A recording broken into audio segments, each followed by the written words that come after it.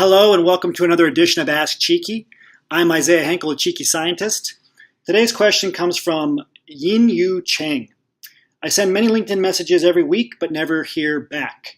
I have postdoc experience and technical skills in many things such as cell biology, flow cytometry, mass spec, etc. What am I doing wrong? Great question. A lot of people start reaching out on LinkedIn to grow their network and to start getting referrals or setting up informational interviews, but they have a hard time getting people to reply back. And this is because very often as PhDs, we're very focused on getting a job, so immediately we reach out and talk about the job that we want, we talk about ourselves, our experience, and as a result, don't hear anything back, especially if we're reaching out to a stranger for the first time.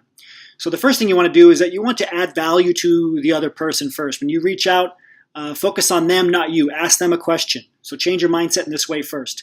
If possible, if it's a new person you're reaching out to, look at your secondary and tertiary connections on LinkedIn and ask for an introduction to them first through somebody you already know.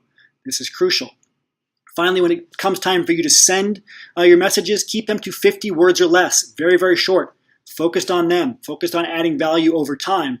And the more you add value through, simple compliments, like if they got a job in the last year, say congratulations on the new promotion.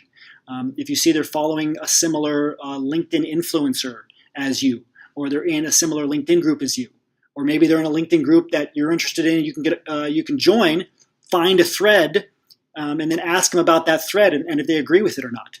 Right? So start thinking about what value you can add to them so that you can slowly lower the activation energy of asking for a referral in the future.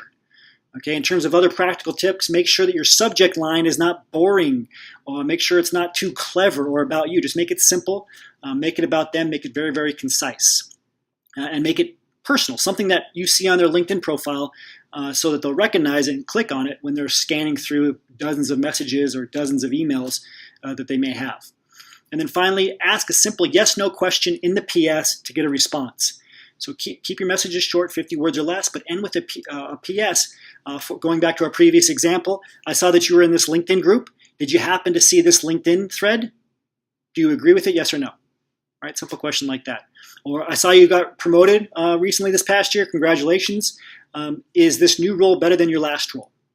Right, simple yes or no questions. And ask them questions that they want to respond to. So questions not about you, but about them.